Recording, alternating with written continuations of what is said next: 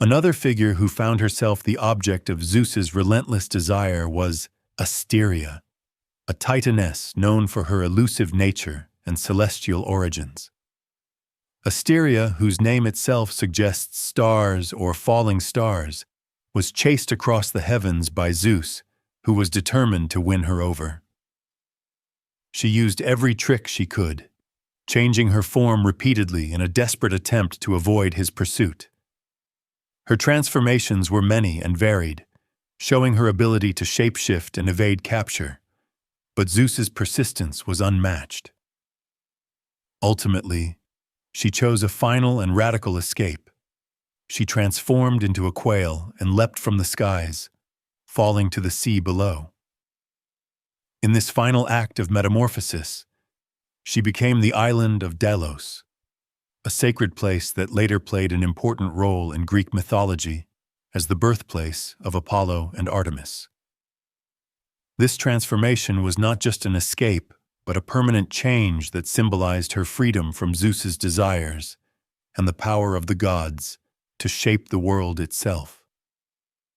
Demeter, the goddess of agriculture and the nurturing earth, also shared a deep and significant union with Zeus, but their coming together was unlike many other divine loves in its symbolism and consequence.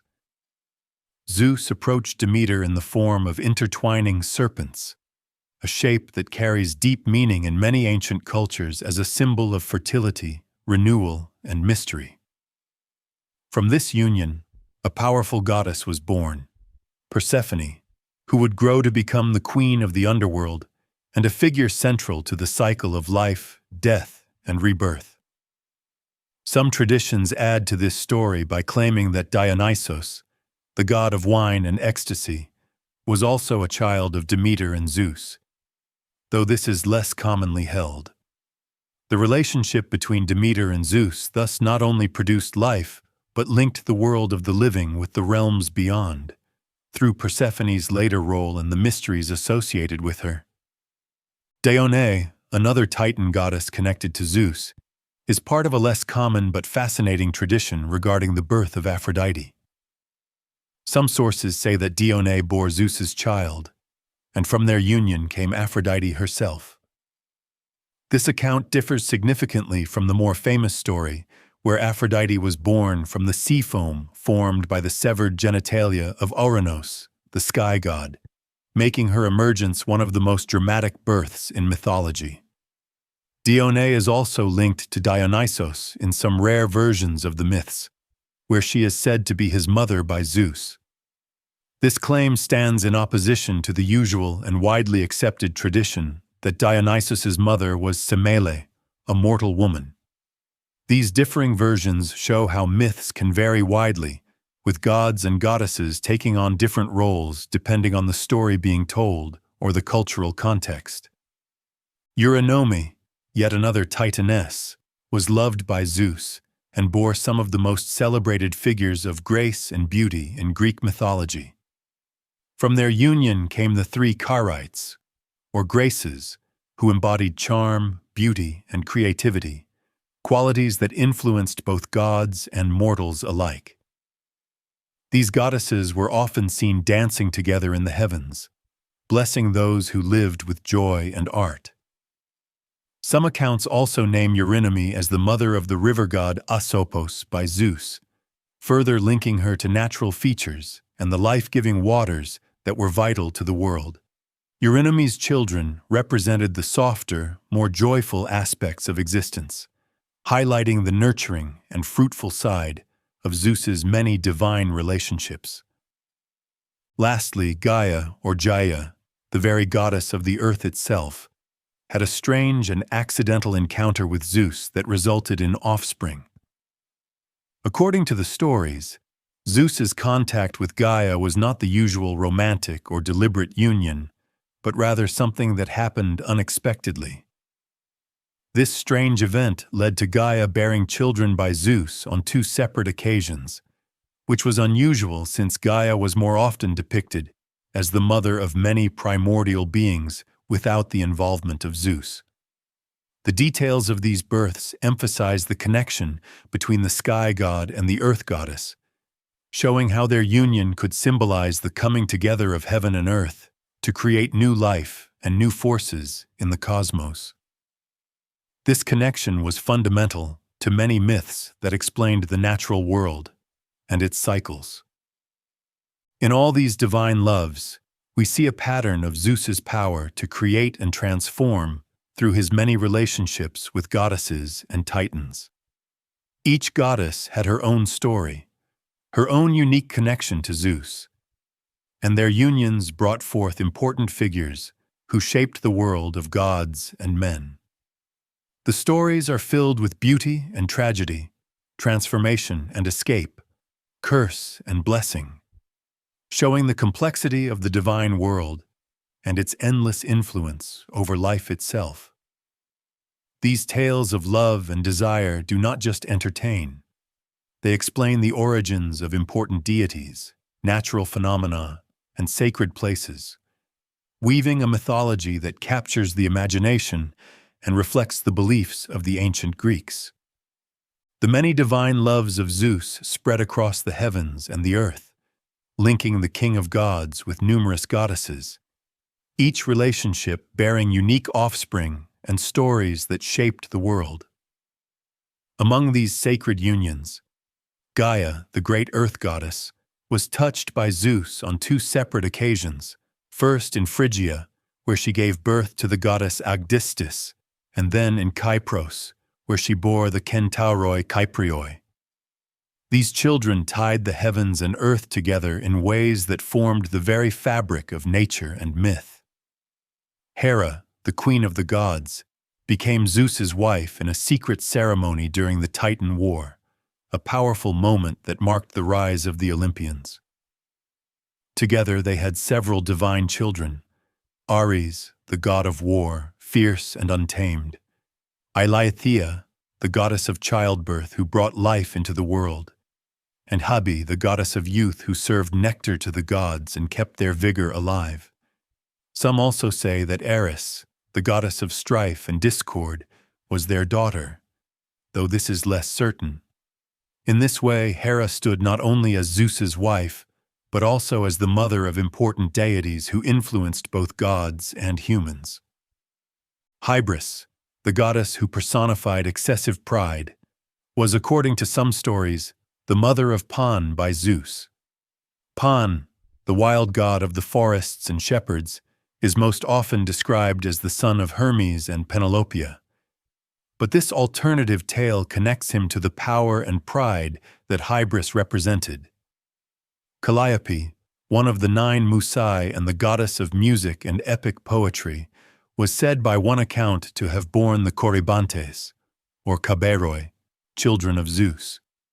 These gods were often associated with wild dances and mysteries, though other versions give their parentage to different gods, showing how myths could shift depending on who told the story.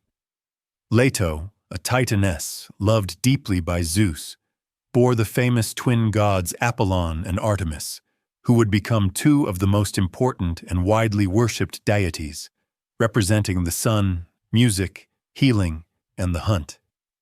Their birth was a cornerstone of the divine family, symbolizing balance and duality. Métis, the Titan goddess of good counsel and wisdom, shared a special and tragic story with Zeus. When she became pregnant by him, Zeus learned of a prophecy that the child she carried would become greater than his father. To prevent this, Zeus swallowed Métis whole, an act that was both terrifying and mysterious. Yet, inside Zeus, Métis gave birth to Athena, the goddess of wisdom, war strategy, and crafts. Athena later emerged fully grown and armed from Zeus's skull, a dramatic and powerful birth that showed the strength of both mother and father combined. Mnemosyne, the Titan goddess of memory, was seduced by Zeus in the form of a shepherd, and together they spent 9 nights, resulting in the birth of the 9 Musai, the goddesses of memory, music, and poetry, who inspired all artistic and intellectual creation. These daughters of Zeus and Mnemosyne became symbols of culture and learning, guiding both mortals and gods. Nemesis, the goddess of retribution, was seduced by Zeus, who took the form of a swan to approach her. From their union, Nemesis laid an egg from which Helen of Troy, the most beautiful woman in the world and the cause of the great Trojan War, was hatched. This strange birth connected Zeus to one of the most famous stories in Greek myth, showing how his desires shaped the fate of both gods and mortals. Persephone, the goddess of spring before her abduction to the underworld, was also seduced by Zeus in the form of a serpentine draken. From this union, she bore Zagreus, a god who lived only briefly but carried a powerful significance in the myths. Later, as the queen of the underworld, Persephone was again seduced by Zeus, this time disguised as her husband Hades, continuing the mysterious and intertwined relationships of the divine family. Semele, the goddess of the moon, was another divine lover of Zeus, bearing him two daughters, Pandia and Ursa. These goddesses represented light and dew, illuminating the night and nurturing the earth below. Their birth from Semele and Zeus linked the heavens to the natural world in gentle and life-giving ways. Styx, the goddess of the underworld river that bears her name, was also connected to Zeus, though the details of their union are less clear. The river Styx itself was sacred to the gods, and its waters were said to bind oaths that even gods could not break, making Styx a powerful and respected figure in the divine order. Each of these relationships and births shows a different side of Zeus and the goddesses who loved him. They reveal a world where gods took many forms, acted on desire, fear, and power, and where their unions created both chaos and order. The offspring of these unions became gods and goddesses themselves, influencing everything from war and peace to art and nature. The myths of Zeus's loves tell of transformations, escapes, curses, and prophecies, all wrapped in the mysteries of the divine world. They explain not only the origins of many important figures, but also the connections between the earth, sky, and underworld, showing how the gods shaped the universe and its endless stories. Zeus's relationships with goddesses were many and varied, often beginning before his marriage to Hera, and these divine loves shaped much of the mythology surrounding the gods. Among these relationships, some are more famous, while others are lesser known but equally important in understanding the ancient stories of gods and their offspring. One such goddess is Styx, the goddess of the underworld river Styx, who, according to one author, perhaps mistakenly, was said to be the mother of Persephone by Zeus, although most accounts firmly hold that Persephone was the daughter of Demeter, the goddess of agriculture and the harvest. This rare variation in myth shows how different traditions sometimes clashed or overlapped in ancient storytelling. Another significant figure in Zeus's life was Themis, a Titan goddess who represented custom and tradition, and who was one of Zeus's first wives. Themis bore Zeus two important sets of children that represented fundamental aspects of life and divine order. The first were the three Horai, or seasons, who stood for justice, peace, and good governance, overseeing the proper order of the natural and human worlds. Themis also bore the three Moirai, known as the Fates, who held great power over the lives and destinies of mortals, deciding when a person's life would begin and end, weaving the threads of fate with solemn authority. Some stories also say that Themis was the mother of three prophetic nymphs who carried the gift of foresight and guidance, linking her to the mysterious power of prophecy and divine knowledge. Another goddess who caught Zeus's attention was Thetis, a Nereid of the sea, known for her beauty and grace. Zeus attempted to woo her, but upon learning that she was destined to bear a son greater than his father, Zeus wisely abandoned his pursuit. This story echoes the earlier prophecy with Métis and reflects the recurring theme of Zeus trying to avoid being overthrown by his own children.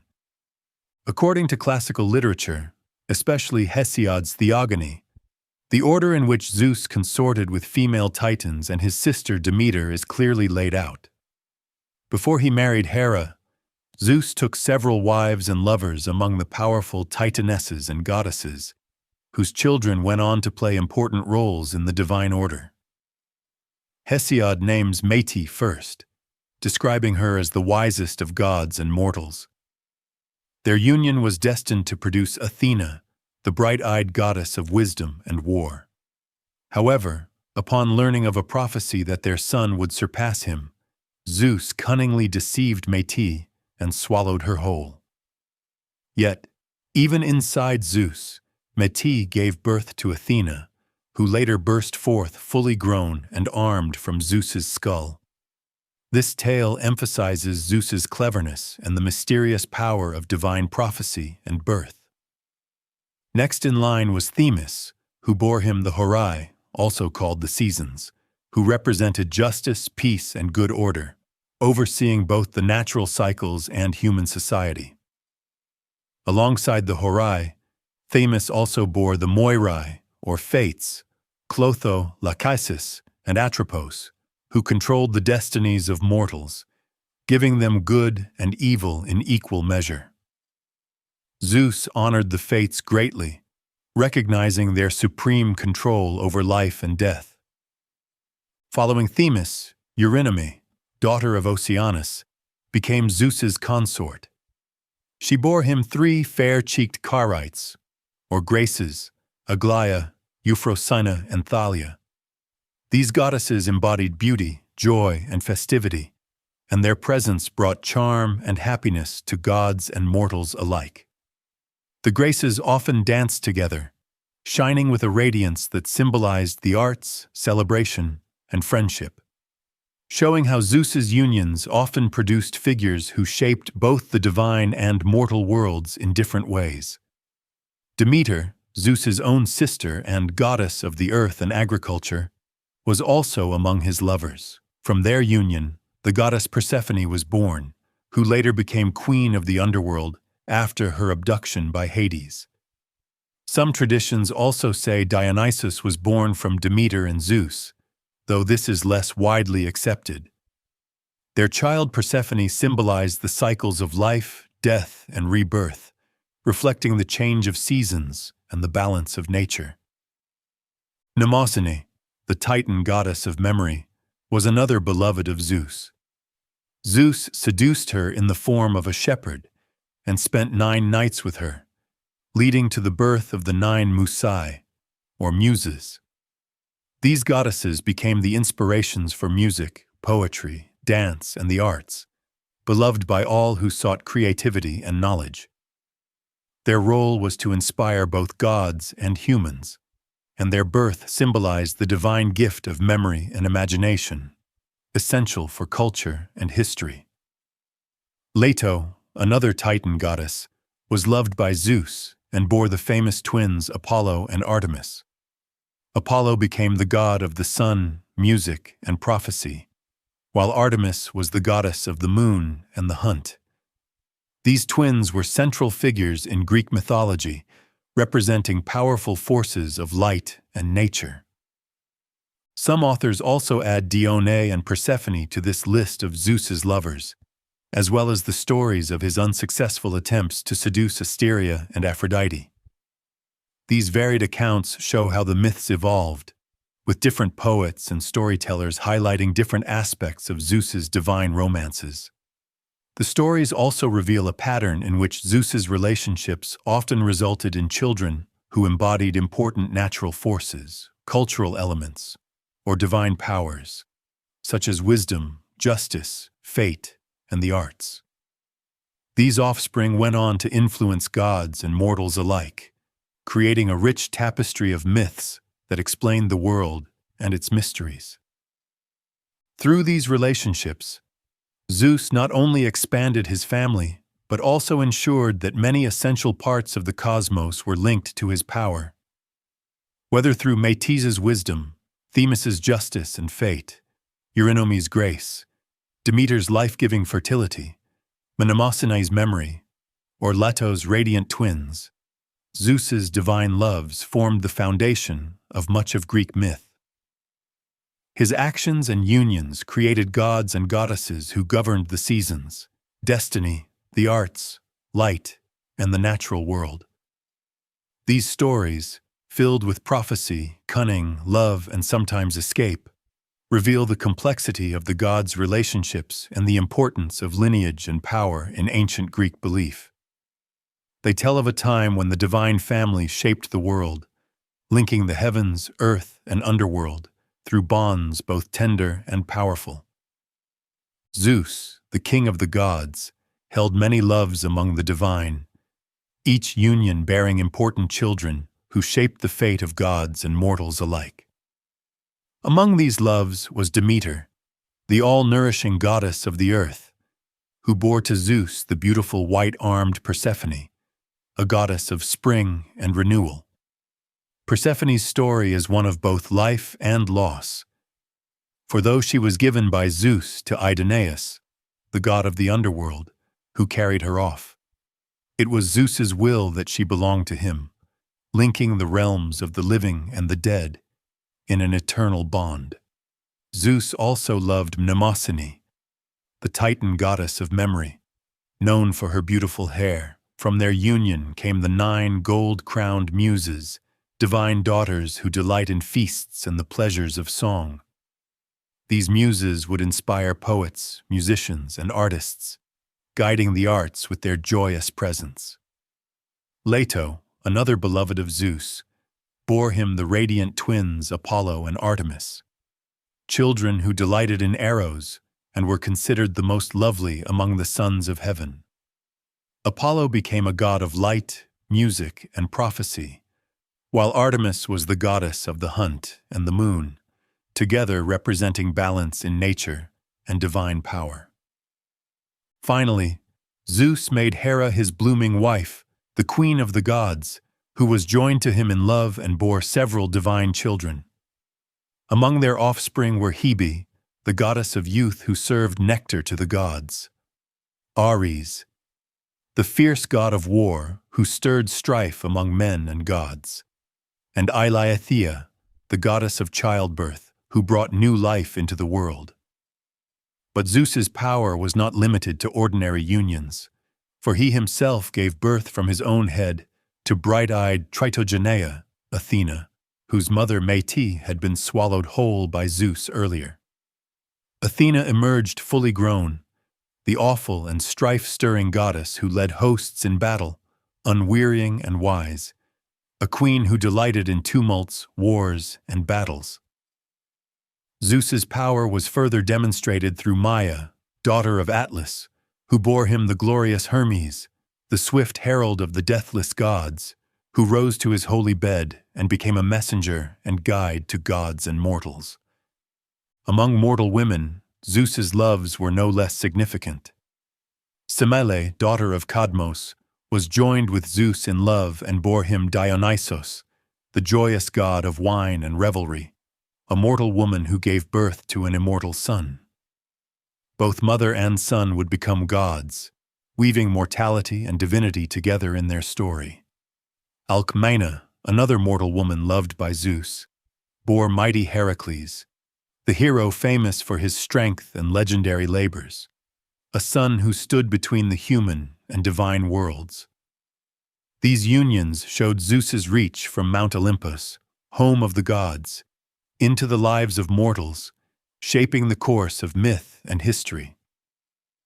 Hesiod's Theogony, one of the oldest surviving Greek epics, offers a detailed account of these divine loves, starting with Metis, whom Zeus took as his first wife. Metis was known as the wisest among gods and mortals, possessing knowledge beyond all others. When she was about to give birth to Athena, Zeus, fearing the prophecy that their child would be greater than him, deceived her with cunning words and swallowed her whole, hiding her inside himself. From within Zeus's own body, Athena was born, fully grown and armed, a testament to the mysterious and powerful forces that shaped the gods themselves. This story reveals Zeus's wisdom and cunning, as well as the extraordinary nature of divine birth and power in Greek myth. Through these many loves and children, Zeus extended his power and influence across the heavens, earth, and even the underworld, shaping the world with the legacy of his divine offspring. Zeus's story with Métis is one that reveals the deep mysteries and cleverness of the king of the gods, as well as the origins of one of the most powerful goddesses of Olympus. According to ancient counsel from Gaia, the earth goddess, and Ouranos, the starry sky god, it was arranged that no other eternal god, except Zeus himself, would ever hold the kingly position. They advised that from Métis, children surpassing in wisdom would be born. First, the gray-eyed goddess known as Tritogeneia Athene, renowned for her wisdom and strength, and then a son destined to rule over gods and mortals with an overpowering heart. Fearing this prophecy, Zeus took a decisive and cunning step. He swallowed Métis whole, putting her inside his own belly. This was done so that the goddess could think for him, aiding him in both good and evil, while preventing any rival from rising against him. Hesiod's Theogony tells this clearly, showing how Zeus's fear and strategy ensured his continued reign among the gods. The story continues with the son of Kronos, Zeus himself, hiding Métis under his vitals. Métis remained there, hidden inside the powerful god, but still active and wise, becoming the mother of Athena. Athena was born near the summit of Triton, beside the flowing river, emerging fully armed and ready for battle. Métis, though swallowed, was the one who crafted the armor Athena wore, making her the terror of armies and supreme among the immortals on Mount Olympus. This story shows the unique and mysterious nature of divine birth, where the mother resides within the father and gives birth in a way unlike any mortal experience. Athena's strength, wisdom, and power all come from this divine connection between Métis and Zeus, illustrating how prophecy, cunning, and power intertwined in the ancient myths. Pseudo-Apollodorus, writing much later but preserving earlier traditions, adds that Zeus's relationship with Métis was not simple or easy. Métis tried to avoid union with Zeus by transforming into many forms, attempting to escape him. But Zeus was persistent, and when she became pregnant, fearing the prophecy that their child would surpass him, he swallowed her. This precaution was meant to keep the prophecy from coming true, but it also ensured that Zeus himself would give birth to Athena in a way no other god had done. The myth emphasizes the great wisdom of Métis and the great cunning of Zeus, highlighting the power struggles and cleverness that shaped the divine family. Through this story, we see how Zeus's rule was secured not only by strength, but by intelligence and foresight. The swallowing of Métis was both an act of control and a way to absorb her wisdom, making Zeus the wisest and most powerful of all gods. Athena, born fully grown and armed, became a symbol of this fusion of wisdom and power, guiding heroes and gods alike with her sharp mind and fearless heart. The tale of Métis and Athena reveals the deep connections between prophecy, power, and birth in Greek mythology, showing how the gods used every means to maintain their place in the cosmos, and how even great threats could be turned into sources of strength. Zeus's love for Themis, the bright Titan goddess of divine law and order, was a sacred union that brought forth some of the most important figures who governed the natural and moral world.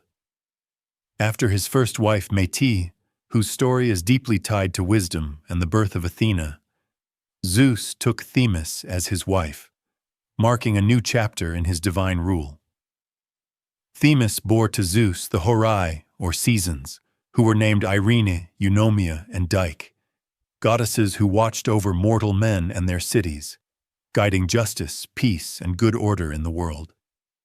These three daughters of Themis represented the essential qualities needed to keep balance and harmony among both gods and humans. Irene embodied peace, bringing calm and prosperity.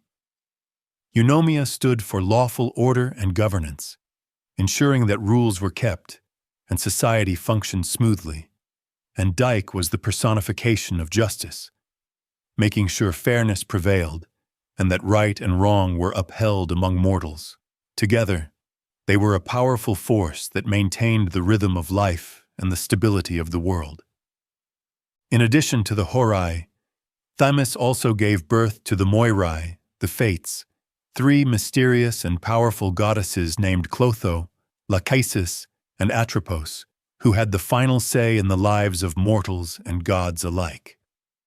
Clotho spun the thread of life, Lachesis measured it, and Atropos cut it, deciding when a life would end.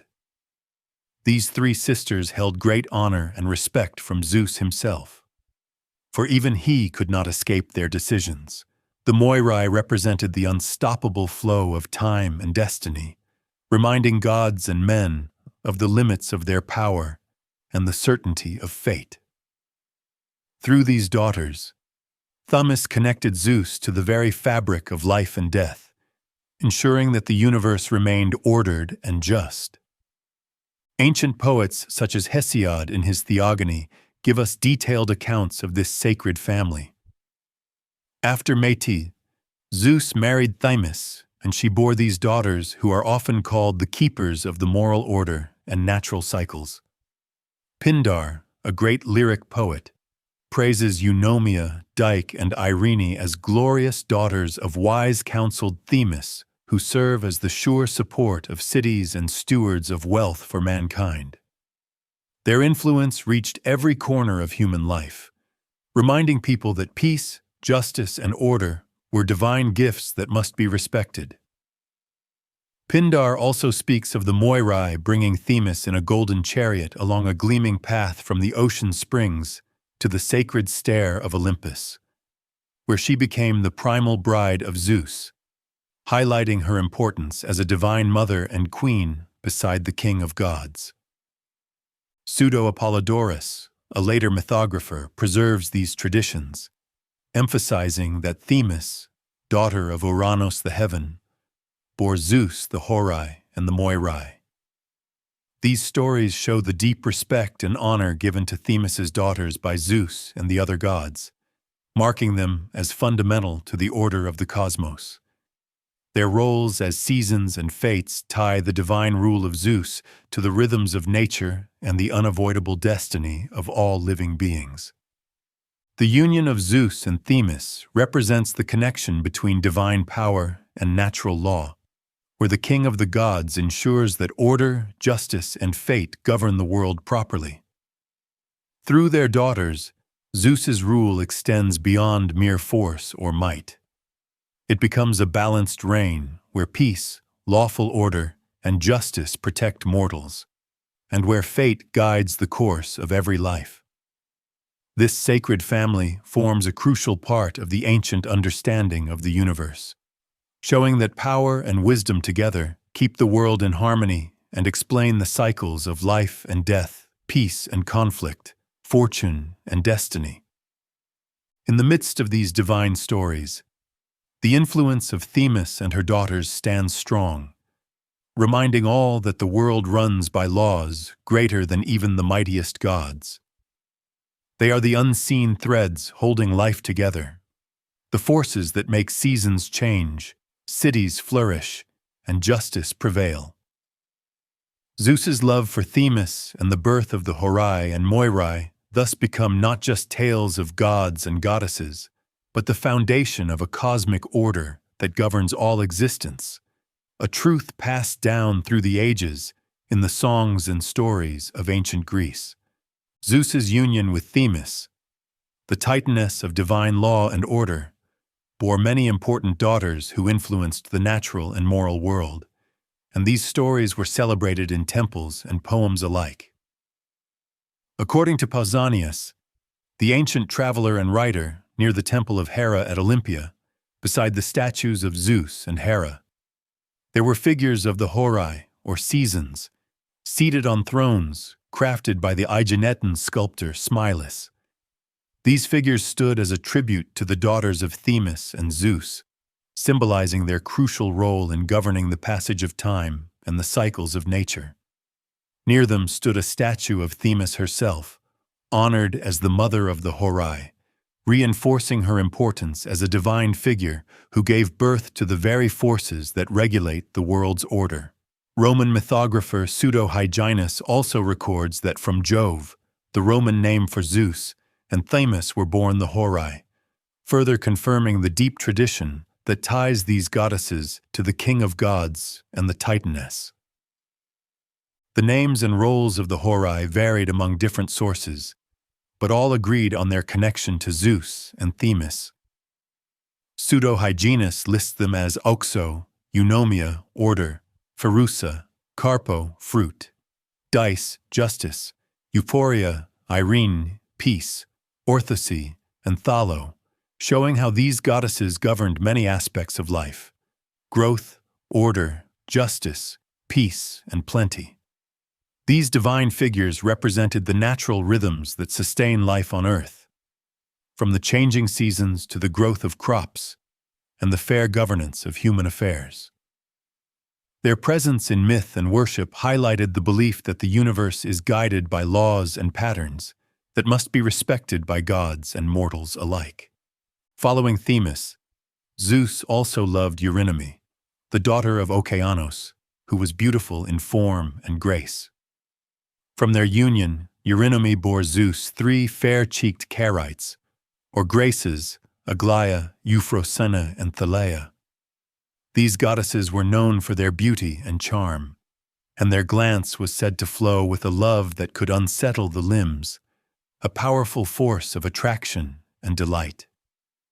Their eyes were beautiful beneath their brows, captivating both gods and men, and they brought joy, festivity, and grace to the world. The Graces often accompanied the Muses and other deities, spreading charm and happiness wherever they went. Pseudo-Apollodorus, the mythographer, confirms that the Carites were daughters of Zeus and Eurynome, further weaving their story into the tapestry of divine relationships. There are even accounts that link the birth of the river god Asopos to Zeus and Eurynome, suggesting that their offspring were not only goddesses of beauty, but also powerful natural forces that shaped the land and its waters. The Greek poet Callimachus adds that some traditions held Eurynome as the mother of the Carites, reflecting how myths could vary across time and place but still agreed on the deep connection between Zeus and this Titaness. The Graces, with their beauty and love, complemented the order and justice represented by the Horai, showing the balance between law and delight in the world created and ruled by Zeus. Through these divine daughters, Zeus's influence stretched over not only the governance of mortals and the seasons, but also the very spirit of joy, beauty, and celebration, which were essential for life and culture. Thus, the stories of Zeus's loves with Themis and Eurynome reveal the layers of meaning in Greek mythology, where gods and goddesses personify the forces that shape the world. From the strict laws of justice and order to the enchanting charm of beauty and festivity, these divine relationships explain how the cosmos remains balanced and alive. Temples, poems, and myths honor these figures, reminding all who hear their stories that the harmony of the universe depends on many powers working together. Powers born from the King of Gods and his mighty consorts, shaping the fate of gods and men alike. Zeus's many loves among the goddesses were profound and deeply tied to the shaping of the divine and mortal worlds. Among these was Eurynome, the daughter of Oceanus, who bore to Zeus the Graces, known also as the Carites. These three sisters, Aglaia, Euphrosyne, and Thalia, were famed for their beauty and charm, their presence spreading joy and delight that could unsettle even the strongest limbs with their graceful glances. The Graces symbolized the spirit of love, festivity, and elegance, gifts that enriched the lives of gods and mortals alike, ensuring that happiness and harmony found their place in the world. This union between Zeus and Eurynome, a titaness of great form and beauty, brought forth not just charming deities, but also powerful forces that touched many aspects of life. The Roman mythographer Pseudo-Hyginus confirms this connection by noting that from Jove, the Roman name for Zeus, and Eurynome, were born the Graces, showing how this tradition crossed cultures and time, carrying with it the idea that joy and beauty are born of the highest powers. Another of Zeus's sacred loves was Demeter, the all-nourishing goddess of the earth and harvest. From their union came Persephone, the white-armed goddess of spring and renewal, whose fate would deeply affect both the mortal and divine realms. According to Hesiod's Theogony, Zeus came to Demeter's bed, and she bore Persephone, whom Idoneus, also known as Hades, carried off to the underworld. However, it was Zeus's will that Persephone belonged to Idoneus, linking the realms of life and death in an eternal bond that would explain the changing seasons and the cycle of growth and decay. Homer also notes Zeus's deep love for Demeter, calling her the queen with lovely tresses, emphasizing the affection between them. In the Orphic myths, this love took a mysterious form, with Demeter and Zeus coupling as intertwining serpents, a symbol of fertility, renewal, and the hidden power of the earth. Their story is a powerful reminder of the natural cycles that govern all living things, and how divine love shapes the seasons and the fate of humanity. Mnemosyne, the titaness of memory, was another beloved of Zeus, residing in the hills of Eleuther in Pieria, northern Greece. Hesiod tells us that Zeus lay with Mnemosyne for 9 nights in a holy bed far from the company of other immortals, and after a year had passed through the turning of the seasons, she bore 9 daughters, the Musai, or Muses.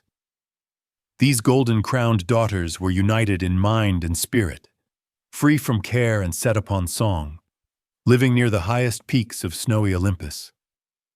The Muses became the divine sources of inspiration for music, poetry, and the arts, offering mortals a respite from sorrow and a forgetting of ills.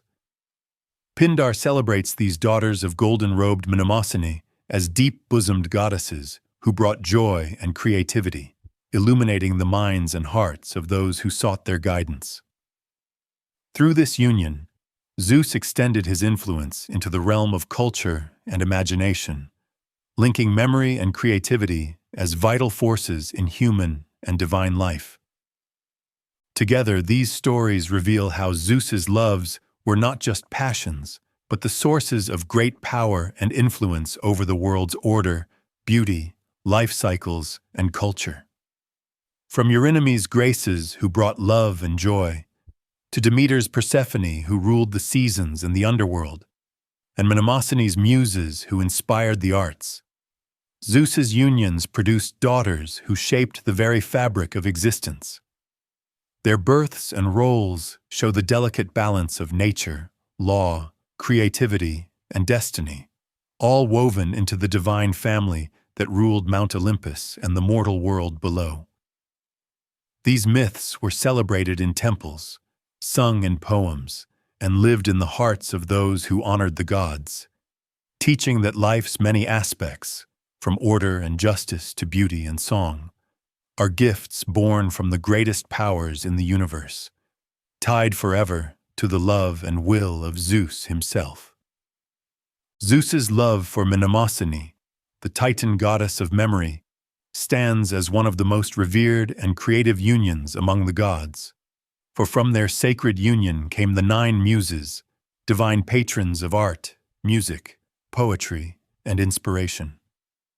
Mnemosyne, whose very name means memory, bore these daughters to Zeus after he lay with her in the hills of Pieria, far from the company of other gods. Hesiod recounts how Zeus remained with Mnemosyne for 9 consecutive nights, a union full of deep passion and purpose, which ultimately produced the 9 golden-crowned muses.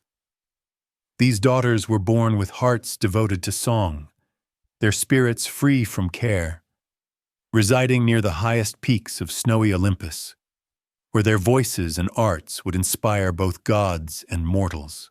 The muses, each with her own domain: Calliope, the chief and muse of epic poetry; Clio, the muse of history; Melpomene, the muse of tragedy; Euterpe, the muse of music; Erato, the muse of love poetry; Terpsichore, the muse of dance; Urania, the muse of astronomy; Thalia, the muse of comedy; and Polyhymnia, the muse of sacred song. Together they gave voice to the arts that elevated human experience, bringing joy, wisdom, and reflection. Ancient poets and mythographers alike emphasize this divine origin of the muses. Pseudo-Apollodorus lists their names and honors Mnemosyne as their mother, reminding us that memory itself is the source of all inspiration and creative expression. The Orphic hymns praise Mnemosyne as the consort of Zeus, the divine source of the sweetly speaking muses, whose songs bring holiness and truth to the world. Roman authors like Pseudo-Hyginus and Ovid continue this tradition, noting that from Jove and Mnemosyne were born the muses, and even describing Zeus's pursuit of Mnemosyne in the guise of a shepherd, highlighting the intimate and pastoral nature of their union. The great epic poet Nonnus poetically recounts the passion of Zeus and Mnemosyne, telling of 9 nights of unyielding union filled with the gods' waking desire and the intervention of love itself, which pierced Zeus with a tiny dart, compelling this sacred creation of children devoted to art and song. Following this powerful union, Zeus also loved Leto, another important Titan goddess whose story intertwines closely with the birth of 2 of the most famous Olympian gods. Hesiod tells us that Leto was joined in love with Zeus, the king who holds the aegis, and from this union were born the twin children Apollo and Artemis, gods who delighted in arrows and were beloved above all the sons of heaven. Homer refers to Leto with respect and affection, calling her the mother of these radiant children, emphasizing her high standing among the gods and her crucial role in the divine family.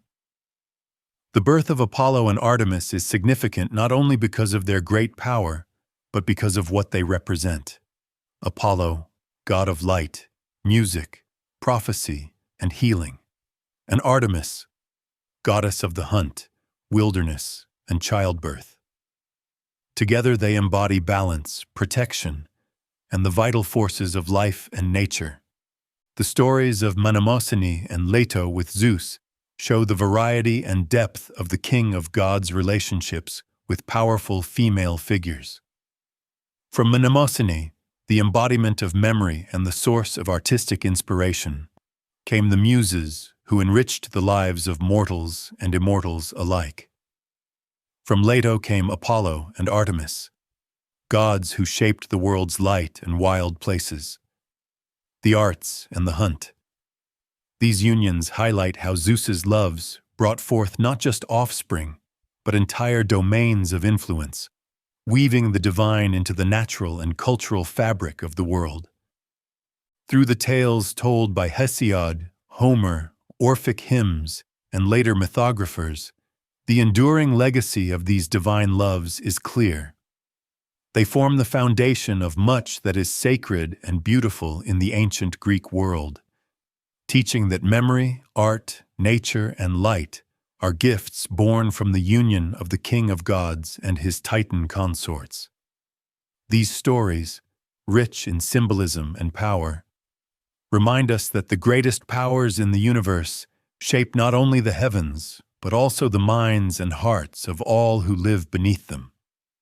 In this way, Zeus's loves are not mere myths, but the living source of culture, inspiration, and life itself.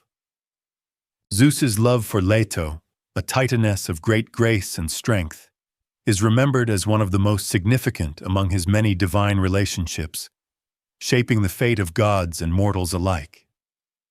Leto, sometimes called Latona, was pursued relentlessly by Zeus's jealous wife Hera, who sought to prevent the birth of Leto's children. Hera's anger forced Leto to wander across the earth, searching desperately for a place to give birth. Yet no land under the sun would accept her because of Hera's curse. Finally, Leto found refuge on the floating island of Delos, a place untouched by the sun, where she gave birth to the twin gods Artemis and Apollo. Artemis came first and assisted her mother in the delivery of her brother Apollo, a sacred birth that linked the twins forever in divine purpose. These twins were beloved by Zeus above all other children and were considered among the most beautiful and powerful of the Olympians. Homer, in the Odyssey, calls Apollo the god that Zeus begot and Leto bore, highlighting the deep connection between father and son and the importance of Leto's role in bringing forth these radiant children. The myths also tell of the dangers Leto faced due to Hera's relentless jealousy. The great serpent, Python, sensing Leto's pregnancy by Zeus, sought to kill her, following her across the land. However, Zeus intervened by sending the north wind, Boreas, to carry Leto swiftly away, protecting her from harm. Despite this, Hera's wrath never ceased, and even Ares, son of Zeus and Hera, was said to persecute Leto during her painful labor. Zeus, understanding the trials his beloved Leto endured, reminded Apollo of his mother's suffering and the many hardships she faced while carrying her twin burden, wandering the earth under Hera's cruel watch. These stories emphasize the cruelty of Hera's jealousy, but also highlight Leto's resilience and the divine importance of the children she bore. The birth of Apollo and Artemis from Leto represents much more than just the arrival of two powerful gods. Apollo became the god of light, music, prophecy, and healing, while Artemis was goddess of the hunt, wilderness, and protector of childbirth and young women. Together they symbolized balance in nature and life, the harmony of light and shadow, the wild and the civilized, and the cycle of birth and renewal. Their divine origins, born from Zeus's love and Leto's endurance, show how the gods' relationships shaped the natural and cultural worlds, intertwining fate, power, and the struggles between love and jealousy. Meanwhile, another of Zeus's Titan consorts, Asteria, daughter of the Titan Koios and sister of Leto, faced her own fate marked by Zeus's pursuit. Unlike Leto, Asteria chose to escape Zeus's advances by transforming herself into many shapes, a symbol of her determination and power to resist. Ultimately, in the form of a quail, she leapt from the heavens and transformed into the island of Delos, the very place where her sister Leto would later find refuge to give birth to Apollo and Artemis. This metamorphosis not only shows Asteria's resourcefulness, but also ties her fate closely to that of her sister, as the island she became sacred ground for Leto's divine children. Pseudo-Apollodorus recounts this story, emphasizing Asteria's role and the lengths she went to avoid union with Zeus, highlighting the complex dynamics between the god and the Titan women he desired. These stories reflect the turbulent nature of Zeus's relationships, filled with desire, pursuit, and sometimes resistance, all woven into the larger tapestry of divine myth. They show how Zeus's loves, even when marked by jealousy and conflict, resulted in powerful offspring who shaped the heavens, the earth, and the lives of mortals. Leto's trials and the birth of her children, Apollo and Artemis, stand as testament to the resilience of the goddesses and the enduring power of Zeus's divine lineage. Asteria's flight and transformation remind us that the gods' world was one of change, magic, and the constant interplay between power and escape. Together, these myths illuminate the many faces of divine love and the profound ways in which they shaped the ancient Greek cosmos. Zeus's relationship with Asteria, the Titan daughter of Koios, is a tale of pursuit, transformation, and the mysterious birth of a sacred island that played a crucial role in later divine events. Though Zeus desired Asteria deeply, she rejected his advances, scorned him, and fled to avoid his power. To escape, she transformed herself into a quail, a small bird called Ortyx, and in this form, Zeus cast her into the sea. From this flight and transformation, an island sprang forth, floating upon the waters, initially known as Ortygia, but later famously renamed Delos. This island would become the sacred birthplace of Leto's children, Artemis and Apollo. According to mythographers like Pseudo-Apollodorus and Pseudo-Hyginus, Delos was where Leto, having been pursued relentlessly by the serpent Python sent by jealous Hera, was carried by the north wind, Boreas, to safety. There, clinging to an olive tree, Leto gave birth to Artemis, who immediately helped deliver her brother Apollo. This story intertwines Asteria's defiance and transformation with the birth of two of the most important Olympian gods, highlighting how Zeus's loves could both shape and be shaped by fate and resistance.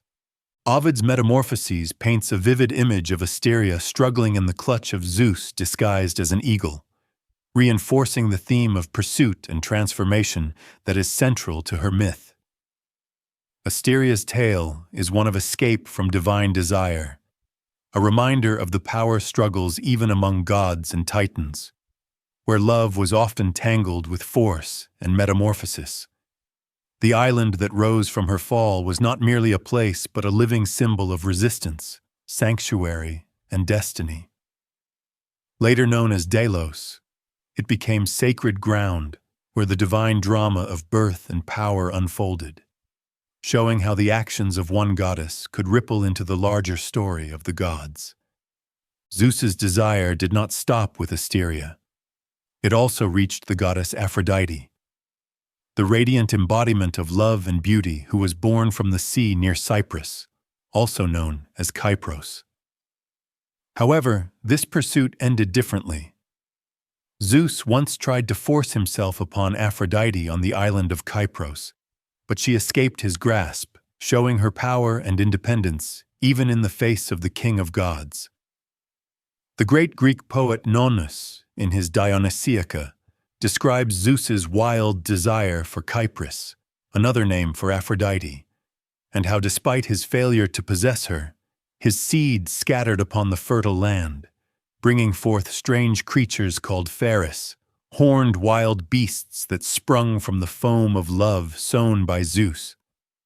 This story reveals the complex nature of divine desire, where even failed pursuits could lead to creation and transformation in the natural world. These myths of Asteria and Aphrodite reflect the multifaceted and sometimes turbulent relationships Zeus had with female divinities. Asteria's transformation into the island of Delos connects the divine with the geography of the world, embedding myth deeply into the landscape itself. Leto's children born there, Apollo and Artemis, would go on to become powerful gods, their birth story forever linked to Asteria's sacrifice and escape. Aphrodite's resistance and escape from Zeus show a different dynamic, one of power, freedom, and unexpected outcomes born from desire.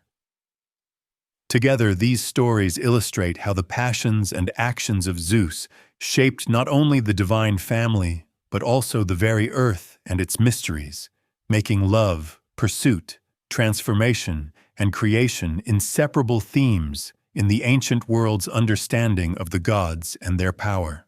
Zeus's desire for Aphrodite, the goddess of love and beauty, is a story filled with pursuit, resistance, and unexpected consequences. According to the ancient poet Nonnus in his epic Dionysiaca, Zeus once chased Aphrodite across the land of Kypros, also called Cyprus, where she had recently emerged from the sea. Aphrodite fled like the wind, determined not to lie with her own father, unwilling to become an unhallowed bedfellow to the very god who begot her. Zeus's desire was fierce, but Aphrodite was too swift and clever to be caught, leaving Zeus frustrated and unable to fulfill his lust. In his failure, Zeus released his seed upon the fertile earth, and Gaia, the earth itself, received this love shower, and from it sprang a strange and wild new generation, the horned kentauroi, or centaurs, creatures with the upper body of a man and the lower body of a horse, living on the island of Kypros. This myth illustrates how even the frustrated passions of gods could give birth to strange and powerful beings that would roam the world, linking divine desire to the creation of mythic creatures. Later, despite this failed pursuit, Aphrodite willingly engaged in an affair with Zeus, deepening the ties between the goddess of love and the king of gods. However, this union was not free from trouble. Hera, Zeus's jealous wife, fiercely resented Aphrodite's relationship with her husband and sought to punish both mother and child. Using her cunning and divine power, Hera laid a curse on Aphrodite's belly, a cruel trick that doomed their offspring to a life of deformity and ugliness. The child born from this cursed union was Priapos, a god known for his grotesque and exaggerated physical traits, particularly his large and disproportionate genitals that rose awkwardly above his backside. This curse marked Priapos as different and rejected, and his mother, ashamed and distraught, abandoned him on a remote mountain. There, a kind shepherd found and raised him, allowing the deformed god to survive despite his inauspicious beginnings. The story of Priapos highlights the bitterness and cruelty that often accompanied the love affairs of Zeus, where jealousy and spite among the gods could taint even the birth of divine children. This tale, preserved in the Byzantine lexicon Suidas and other ancient sources, reveals the darker side of divine relationships, where passion could bring forth not only beauty and power, but also suffering and hardship. Priapos, though cursed, became a god associated with fertility and protection, especially of gardens and livestock, showing how even malformation and rejection could find a place in the divine order. The story of Aphrodite and Priapos reminds us that divine love was complex and fraught with conflict, where desire and jealousy intertwined to shape the destinies of gods and mortals alike. Another significant figure deeply connected to Zeus's loves is Persephone, the maiden goddess of spring, daughter of Demeter, who in Orphic myths was seduced by Zeus himself in a remarkable form. Unlike many tales of direct divine union, Zeus took on the guise of a serpent, a draken, to approach Persephone, symbolizing a secret and mystical seduction. From this union was born Zagreus, a young god destined for greatness. According to Orphic tradition, Zeus placed Zagreus upon the throne of heaven, signaling his potential as a ruler among gods. Yet, Zagreus's life was tragic. The Titanes, ancient primordial beings who resented the new order of Olympian gods, attacked and dismembered him, tearing the young god apart in a violent act of rebellion. However, Zagreus's heart was saved and recovered, allowing for his rebirth and continuation in the divine cycle. This myth reflects themes of death, rebirth, and transformation central to Orphic beliefs and showcases the powerful and sometimes perilous consequences of Zeus's unions.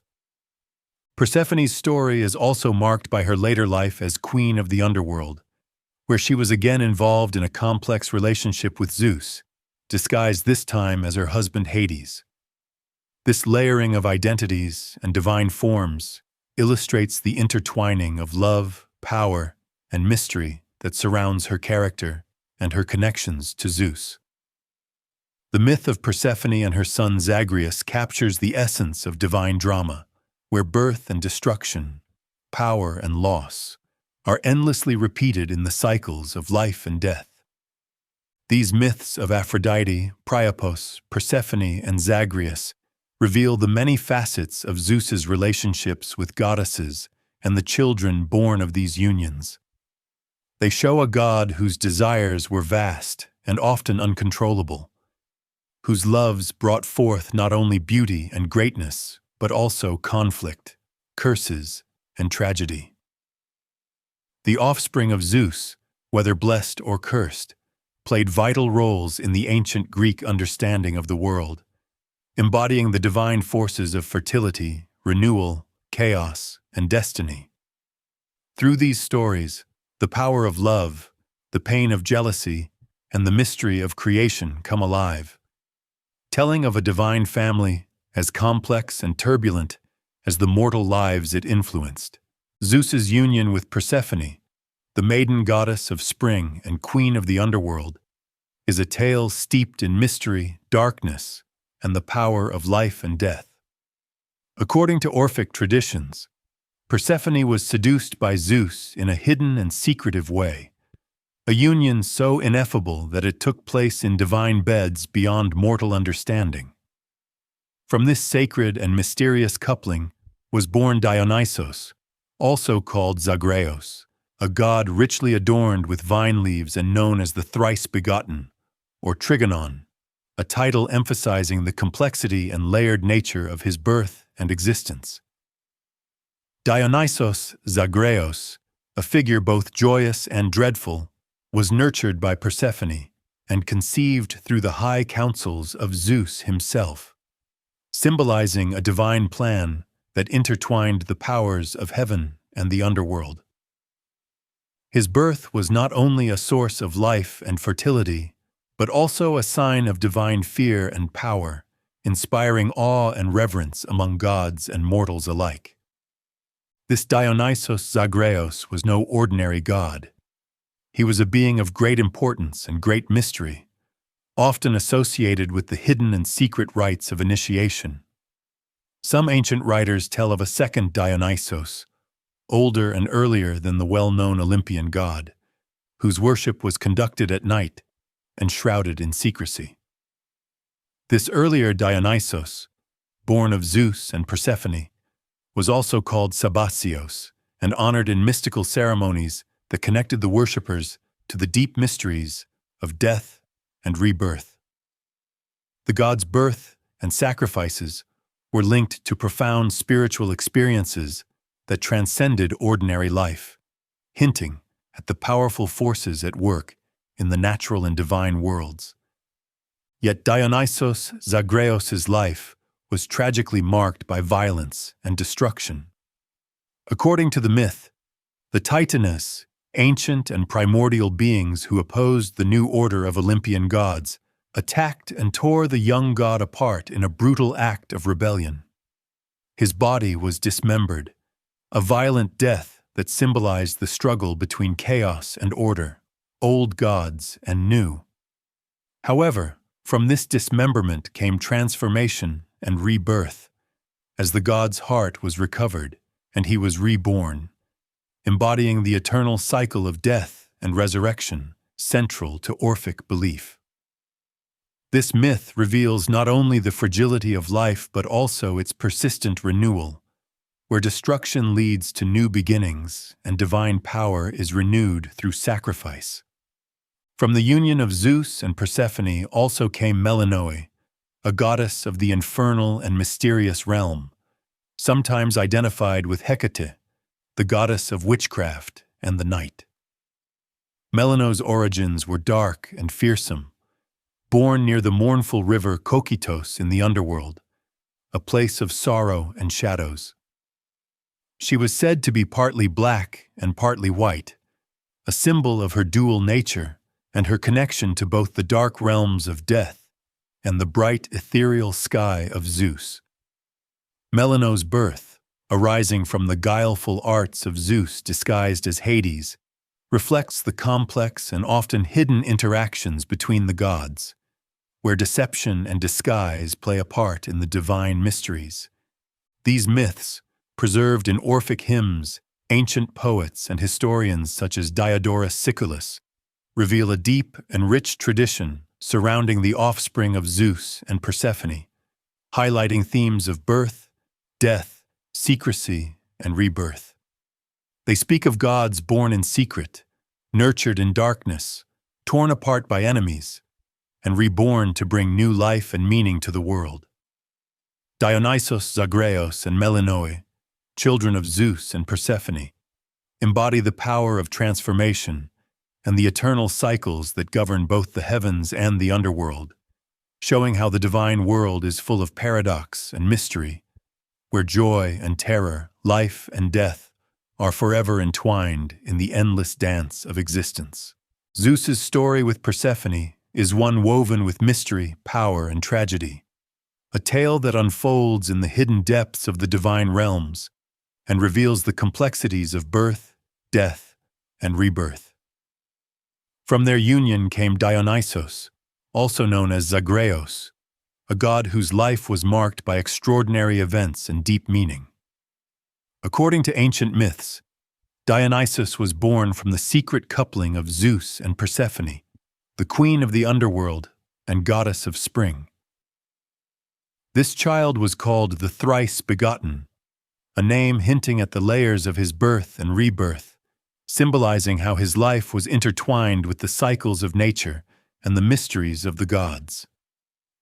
Dionysos Zagreus was nurtured by Persephone and grew to be a powerful figure, adored and feared by gods and mortals alike.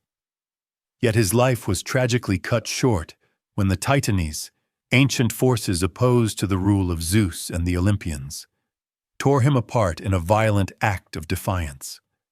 Despite this, Zeus gathered the scattered pieces of his son's heart and gave it to Semele, a mortal woman who later carried the reborn Dionysos, thus making him a god with two mothers, one divine and one mortal. This rebirth reflected the eternal cycle of destruction and renewal, a theme central to the Orphic mysteries, where death leads to life and divine power is renewed through sacrifice and rebirth. The story of Dionysus's birth is further deepened by the symbolism of Zeus's form during his union with Persephone. Zeus took the shape of a spotted serpent, or draken, and entwined himself gently around the maiden, an image of both seduction and divine transformation. This form concealed his true nature and the power he wielded, as well as the secret of the offspring their union would produce. Persephone, despite being the consort of Hades, the black-robed king of the underworld, was chosen by Zeus for this special union.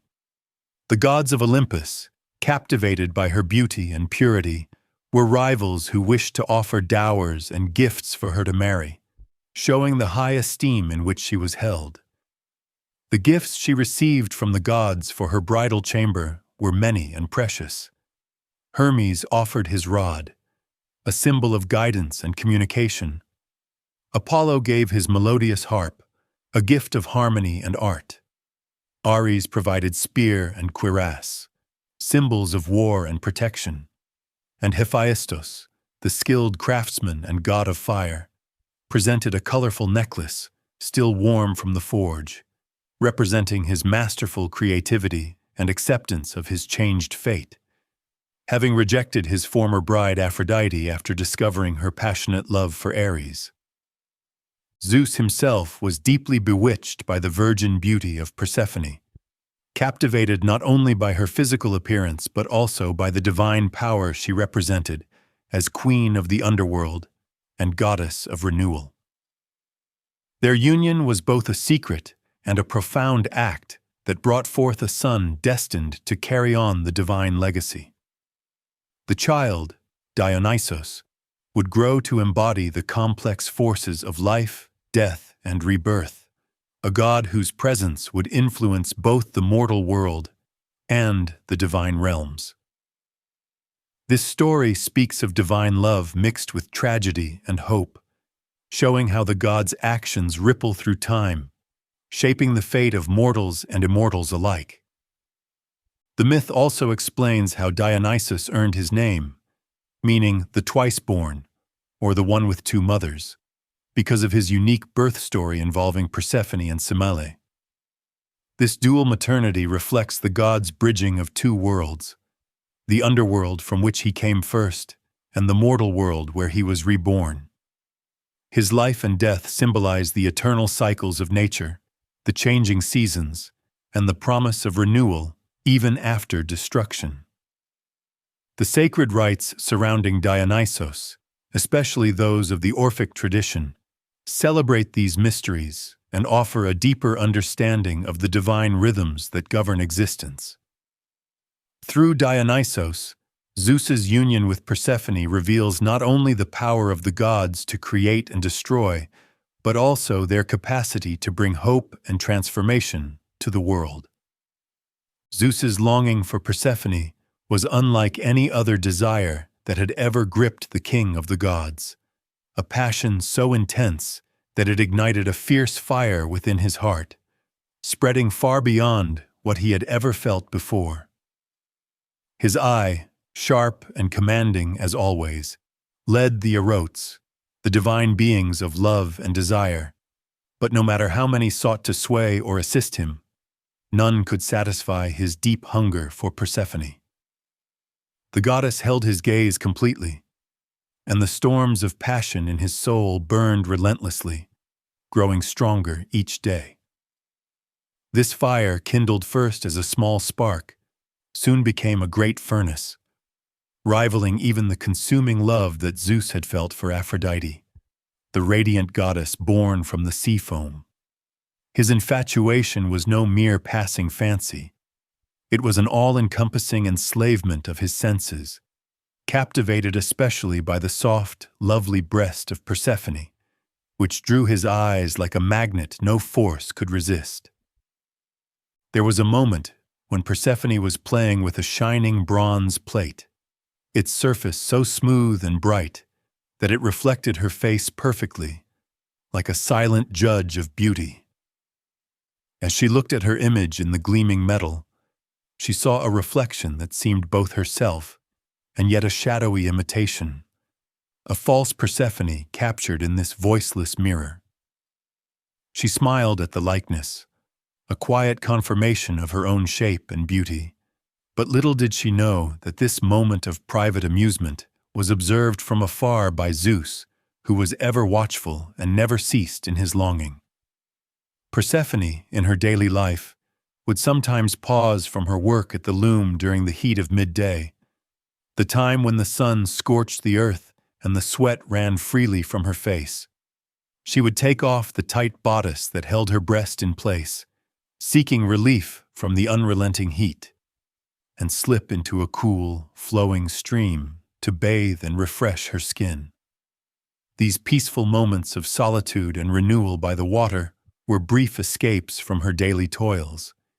Yet even in these private times, Zeus's all-seeing eye followed her, drinking in every detail of her uncovered form. Despite his mighty power as ruler of the universe, charioteer of the skies, and wielder of thunderbolts and lightning, Zeus found himself humbled and overcome by the strength of his desire for Persephone. None of his usual displays of divine force could help him conquer the fierce opposition from Aphrodite, who was armed not only with beauty, but with a will as strong as any god's. Zeus abandoned the house of Hera, his lawful queen and sister, and refused the bed of Dione, another goddess who once shared his love. He threw away the love of Deo, the earth goddess, and fled from the wisdom and counsel of Themis. Even Leto, the mother of his beloved children Apollo and Artemis, was deserted by him. In all these unions and desires, none could match the overwhelming pull Persephone had on him. No charm, no power, No previous love remained to sway him. The only thing that mattered was his union with Persephone, the daughter of Deo. Yet Zeus was not the only god affected by this powerful longing. Every divine being dwelling on Olympus felt the same irresistible desire, as if struck by a single divine bolt, all eager to be united with the bright and divine daughter of Deo. This shared passion was a sign of Persephone's unmatched beauty and power, a magnet for divine love and longing. In response to this growing threat, and perhaps out of fear for her daughter's safety and purity, Deo lost the bright and radiant Persephone to the world, as the goddess was taken away from her mother's protection. This loss would set in motion the events that led to Persephone's descent into the underworld, her abduction by Hades, and the weaving of the fate that would forever bind her to both the world of the living and the realm of the dead. The story of Zeus's passionate desire for Persephone, his unwavering gaze upon her even in the most secret moments, and the rivalry of gods stirred by the same yearning, paints a vivid picture of the tensions and emotions that flow through the divine families, shaping the very order of the universe and the lives of mortals below. The goddess Demeter, known also as Deo, was deeply troubled as she looked upon the rosy face of her beloved daughter, Persephone, whose heart swelled with life and promise but was soon to be shadowed by great sorrow. Demeter's own heart ached with a pain so fierce that she could barely bear it. The fruitful frontlet she wore, a wreath made of corn ears symbolizing abundance and the harvest, was untied and shaken loose from her head, her long flowing hair falling freely over her neck in a sign of deep distress and trembling for the fate of her child. Tears fell silently from the goddess's cheeks, wetting her face as she grieved bitterly for the girl who was at the center of a dangerous contest.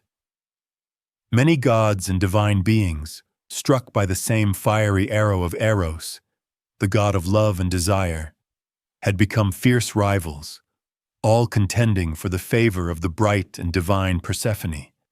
Each suitor burned with longing, and the struggle to win her love became a maddening turmoil of passion and jealousy. Though Demeter, the bountiful mother who gave life to all growing things, shrank from the chaotic conflict surrounding her daughter, she especially feared one among the suitors, Hephaestus, the lame and often rough god of the forge, whose presence as her daughter's possible bedfellow filled her with dread and sorrow. It was as if all that dwelt upon Mount Olympus had been struck by a single powerful bolt of desire, and every divine being was drawn irresistibly toward Deo's radiant daughter, Persephone. The goddess Demeter, seeing her daughter so sought after and in danger of losing her innocence and freedom, felt the brightness in her own rosy face fade, and her swelling heart was lashed by relentless waves of sorrow. Feeling the weight of this grief, Demeter hastened with swift feet to the house of Astraeus, the ancient god of prophecy, who was especially connected with the stars and the secrets of the heavens, the mysteries of astrology. She approached him humbly, laying her left hand on his knees in a gesture of supplication and respect, while her right hand reached up to touch his long, flowing beard as she begged him for guidance. Demeter recounted all the suitors vying for her daughter, telling Astraeus of the struggle and turmoil, and pleaded for a comforting oracle, a hopeful prophecy that could ease the anxiety gnawing at her heart. For it was said that divinations and oracles could bring relief by stealing away worries with promises of what the future might hold. Old Astraeus, wise and patient, did not refuse her plea.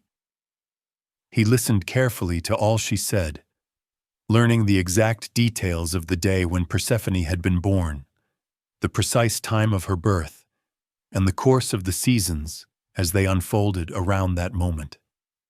With great care and skill, he bent his fingers, turning and counting in a practiced dance that traced the recurring cycles of time, marking the days and years of Persephone's life by moving numbers from hand to hand in a double exchange that only he fully understood.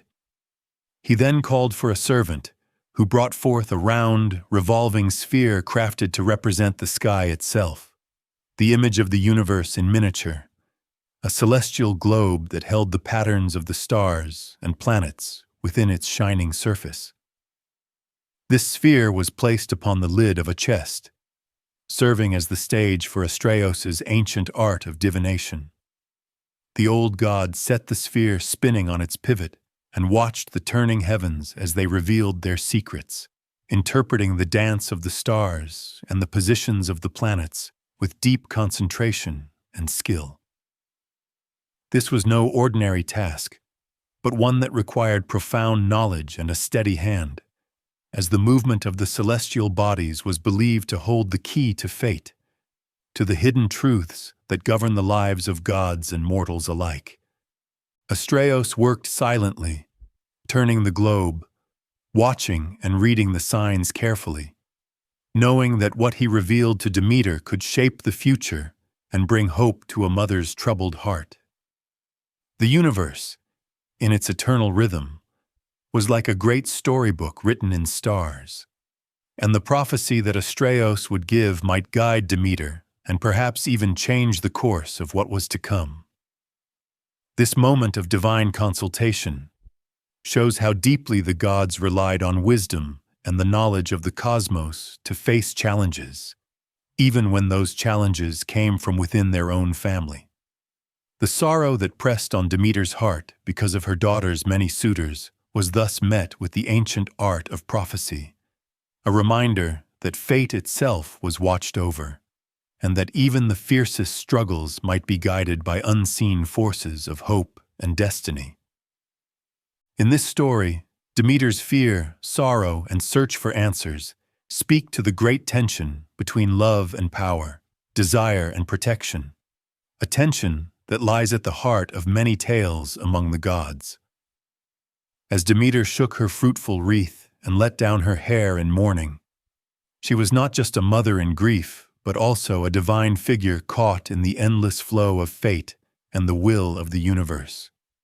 The many gods who longed for Persephone, all struck by the same arrow of passion, set the stage for a drama that would ripple through the heavens and the earth, shaping not only the lives of gods, but also the destiny of mortals below.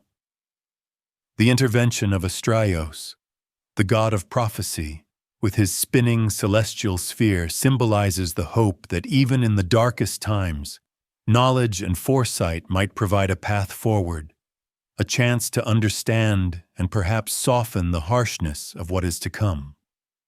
Through this, the story of Demeter's sorrow and Persephone's fate unfolds as a powerful narrative of love, loss, and the eternal dance of the stars.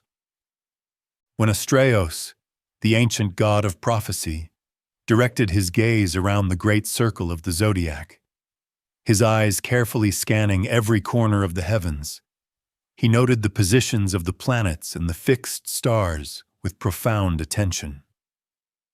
Slowly and thoughtfully, he observed how each celestial body moved along its ordained path, turning his mind to the intricate web of fate that these heavenly bodies wove across the sky.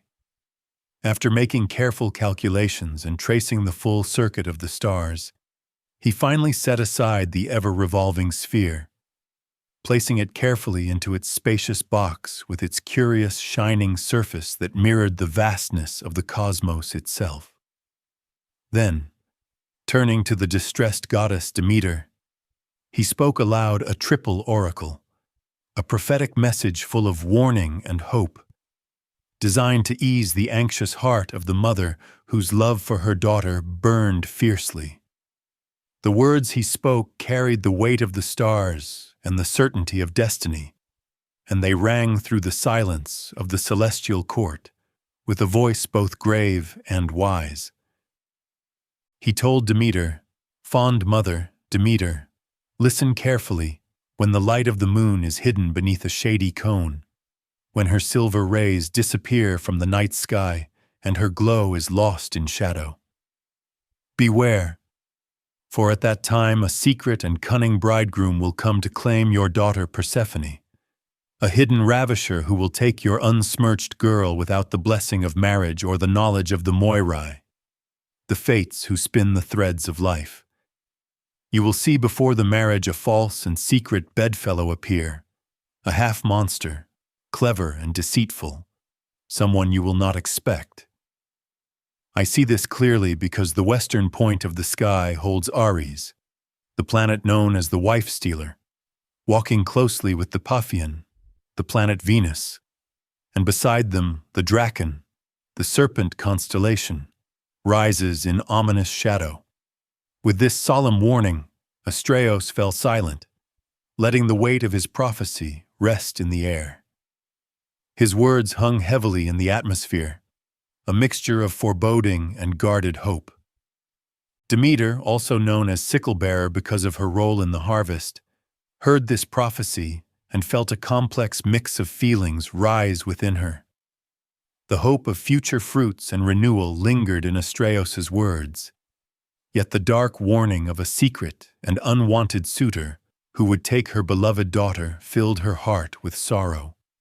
She groaned in anguish, but also smiled faintly, perhaps in resignation to the inevitability of fate.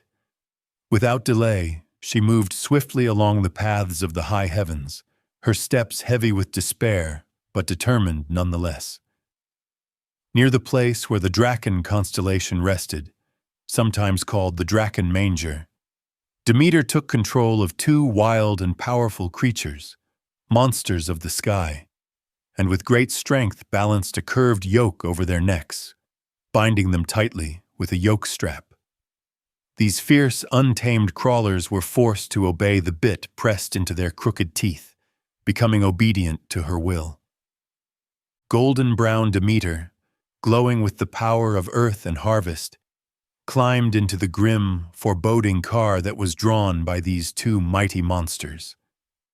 She covered her daughter Persephone with a black veil of cloud to conceal her from all eyes, protecting the girl from those who sought to claim her.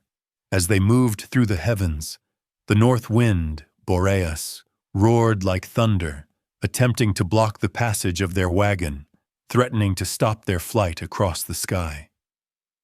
But Demeter, skilled and resolute, silenced Boreas with a sharp whistle and the crack of her monster-driving whip.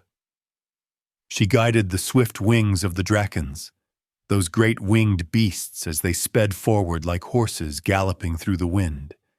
They raced across the vast expanse of the sky and then around the cape of the Libyan Ocean, a great curve reaching far behind the world's known edges. As Demeter searched for a safe and solid harbor in the endless sea of the sky, she sought a place where she could hide her precious daughter away from the eyes of those who desired her. A place where Persephone could be kept safe and free from harm until the time came for her to meet her fate. The story captures the mixture of divine power and mortal-like concern, showing how even the mightiest gods can be filled with fear and sorrow when those they love are threatened. Demeter's journey through the heavens, riding her strange and fearsome monsters, her careful concealment of Persephone beneath the dark veil, and her struggle against the roaring winds all speak to the profound care and fierce protection of a mother goddess who will not surrender her child without a fight. In this tale, the movements of the stars and planets are not simply distant lights, but active players in the unfolding drama of the gods, their alignments and paths signaling warnings and shaping destinies. The prophecy of Astraeus offers a glimpse into the cosmic forces at work behind the scenes of divine affairs, revealing how fate is not random but carefully watched and interpreted. Through the dark warnings and hopeful signs, the story moves forward with a sense of inevitability and tension as Demeter races to protect her daughter, knowing well that forces both seen and unseen will soon come into conflict over the fate of Persephone. The narrative reminds us of the power of prophecy, the weight of divine desire, and the sorrow and strength of a mother's love, all wrapped into one eternal tale told beneath the turning stars.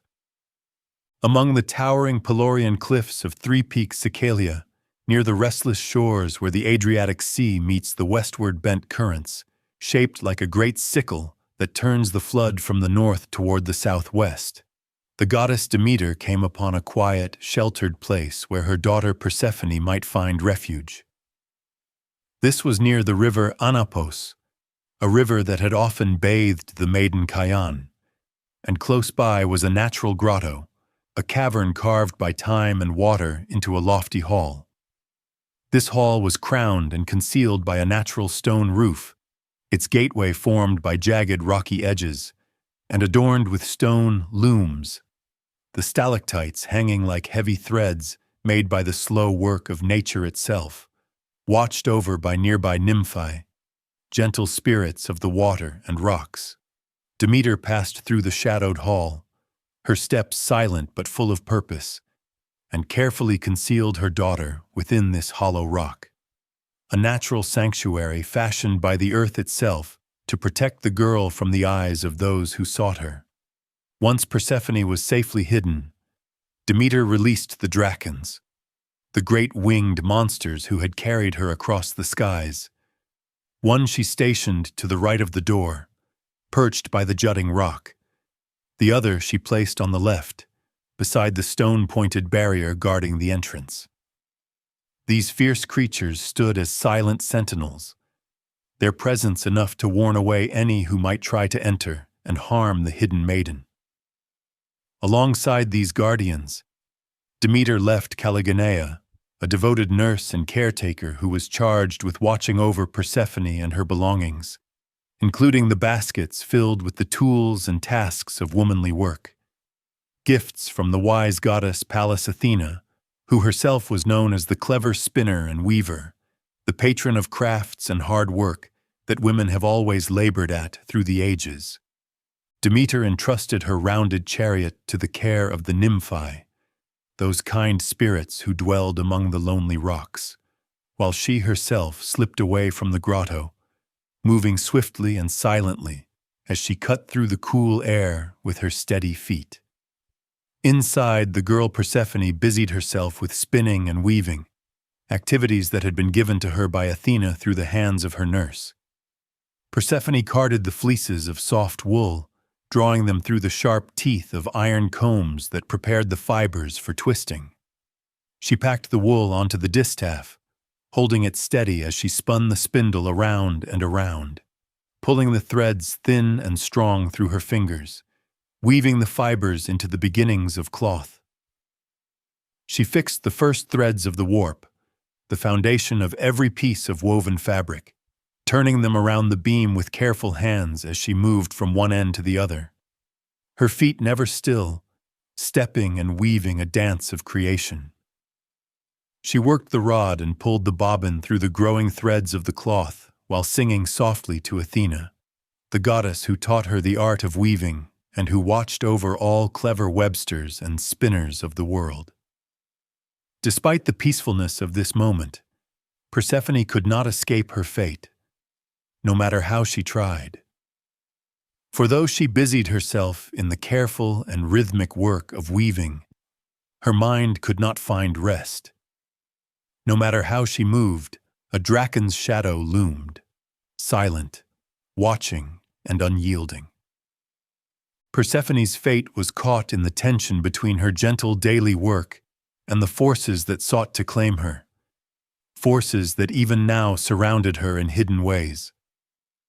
The grotto, though safe and still, was guarded by creatures fierce enough to warn off most challengers, but not enough to keep all danger away forever. Her weaving and singing were acts of hope and of defense, a way to hold her place in the world, even as the great powers of the gods moved around her in endless desire and conflict. In this quiet hall of stone and shadow, under the watchful eyes of the nymphae and the protection of the Drakons, Persephone stood at the center of a growing story, one woven with threads of power, sorrow, and inevitability. Her spinning and weaving were the beginnings of a cloth not just of wool, but of fate itself, tightly twisted and stretched across the loom of destiny. A fate watched closely by gods and stars alike, and yet shaped by the small, determined hands of a maiden caught in the sweep of the divine. Zeus, known for his many shapes and guises, once approached Persephone in a form unlike any other, transforming himself into a great draken, a mighty serpent with many coils of power, rolling through the darkened corners of the maiden's chamber with silent grace and strength. As he moved, he shook his hairy chaps, the rough scales that covered his serpent form, and lulled to sleep the vigilant creatures who guarded the door. Creatures that were like him in shape and purpose, watching over the chamber. With gentle and loving lips, he touched the form of Persephone, his embrace soft and tender despite the wildness of his serpent body.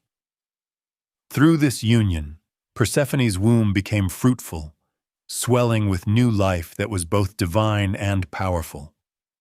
From this sacred marriage with the heavenly draken, she bore Zagreus, the horned child, a baby of unusual nature who by himself, even in infancy, climbed upon the heavenly throne of Zeus. Though young and small, Zagreus held the mighty lightning in his tiny hand, brandishing it with a power beyond his years, and carried thunderbolts in his delicate fingers, as if born to command the heavens and storms themselves. His birth was marked by wonder and a promise of great power, a son born of divine union who bore both the strength and the destiny of the gods. Yet this story did not unfold without sorrow and danger. Hera, the cunning queen of the gods and wife of Zeus, bore deep resentment and jealousy, especially towards Persephone and her child Zagreus. Hera's anger grew when she saw how Zeus had saved Semele's son Dionysos from the fiery destruction that had once threatened his life, protecting the child even when he was but a babe. Hera could not accept that the young Zagreus, son of Persephone, had no such defense against the cruel fate that awaited him when he was cut to pieces by the Titanes. The injustice burned fiercely within Hera's heart. For while Zeus had gifted the starry heavens to Semele as a bride gift, he had condemned Persephone to a gloomy and shadowed abode, one filled with darkness and the chill of the underworld, rather than the bright splendor of the skies. Hera reminded Persephone bitterly that heaven was reserved for children like Apollon, while Hermes lived among the gods in shining light.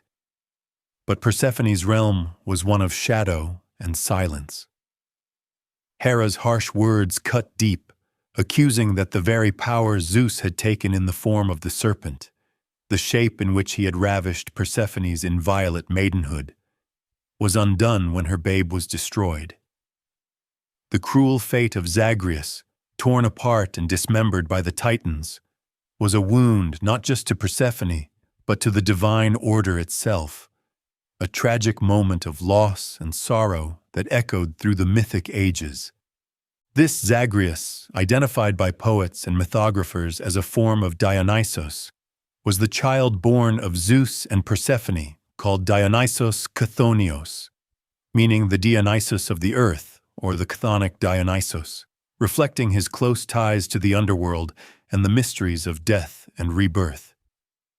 His life and death became central to secret rites and initiations, tales of divine resurrection and cosmic renewal that inspired both fear and hope among the followers of these ancient mysteries. The story of Zagreus, the horned child who bore thunderbolts as a babe and suffered a violent end, stands as a symbol of life's fragile power, the endless cycle of birth, destruction, and rebirth that shapes the very world itself. Meanwhile, Zeus's many mortal loves continued to weave a complex tapestry of divine and human interaction. One such mortal was Alcmene, a noble lady of Thebes in the land of Boeotia, who was seduced by Zeus while he took on the form of her own husband. In this deception, she bore twin sons, Heracles, son of Zeus, who would grow to become a hero famed for his strength and his 12 labors, and Lycymnios, son of her mortal husband, Amphitryon. This story of mortal seduction and divine offspring continued the pattern of Zeus's interactions, blending the divine with the mortal world in ways both miraculous and fraught with consequence.